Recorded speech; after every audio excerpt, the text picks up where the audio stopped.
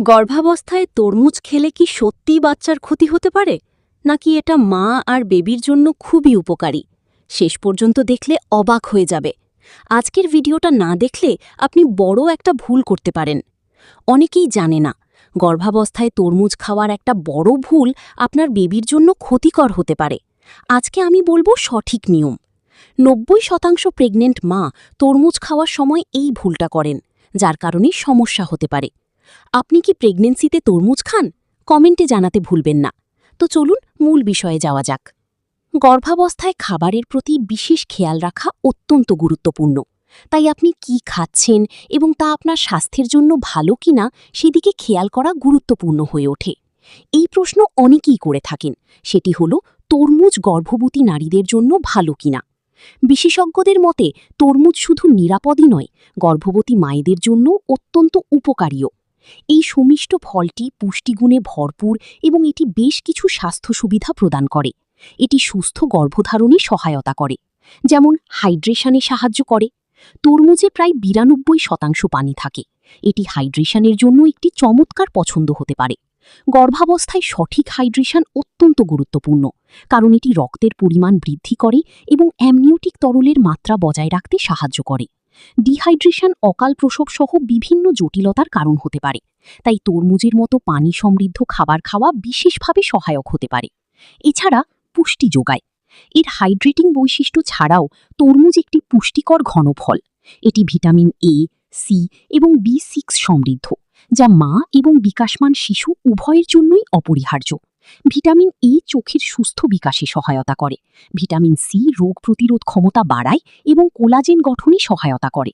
এবং vitamin B6 শিশুর মস্তিষ্ক ও স্নায়ুতন্ত্রের বিকাশে সাহায্য করে। তাছাড়া গর্ভাবস্থার অস্বস্তি থেকে মুক্তি দেয়। তরমুজের একটি স্বল্প পরিচিত সুবিধা হল এর গর্ভাবস্থার সাধারণ অস্বস্তি দূর করার ক্ষমতা। অনেক গর্ভবতী নারী তরল ধরে রাখার কারণে তাদের পা এবং হাতে ফোলা ভাব অনুভব করেন। তরমুজে উচ্চ পানির উপাদান তরল ভারসাম্য উন্নত করে এবং পানি ধারণ কমিয়ে এই ফোলাভাব কমাতে সাহায্য করতে পারে। গর্ভাবস্থায় অ্যাসিডিটি আরেকটি সাধারণ সমস্যা। তরমুজের ক্ষারীয় প্রকৃতি পেটের অ্যাসিড দূর করতে সাহায্য করে, যা অ্যাসিডিটি থেকে মুক্তি দেয়। এছাড়াও তরমুজে থাকা ফাইবার উপাদান হজমে সহায়তা করে এবং কোষ্ঠকাঠিন্য প্রতিরোধে সাহায্য করে।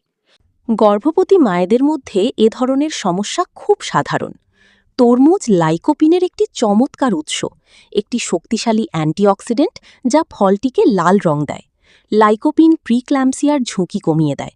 প্রিক্ল্যাম্পসিয়া একটি গুরুতর গর্ভাবস্থার জটিলতা, যা উচ্চ রক্তচাপ এবং লিভার ও কিডনির মতো অঙ্গের ক্ষতি করতে পারে।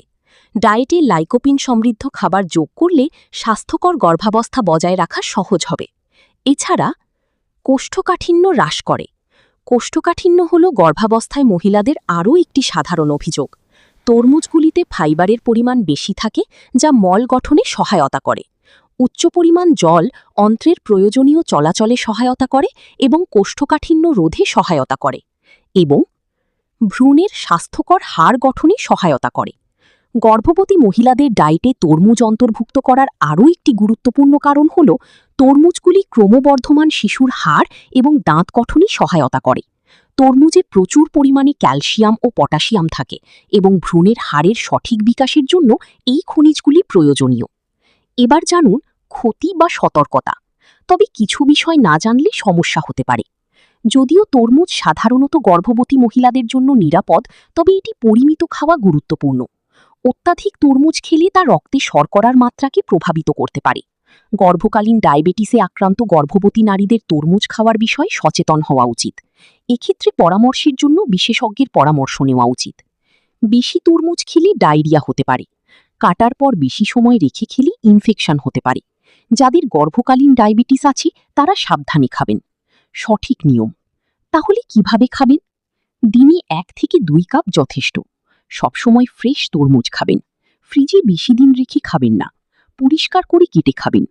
পরিমিত পরিমাণে তরমুজ খাওয়া নিরাপদ এবং উপকারী। ভিডিওটা ভালো লাগলে লাইক, শেয়ার আর সাবস্ক্রাইব করতে ভুলবেন না। ধন্যবাদ।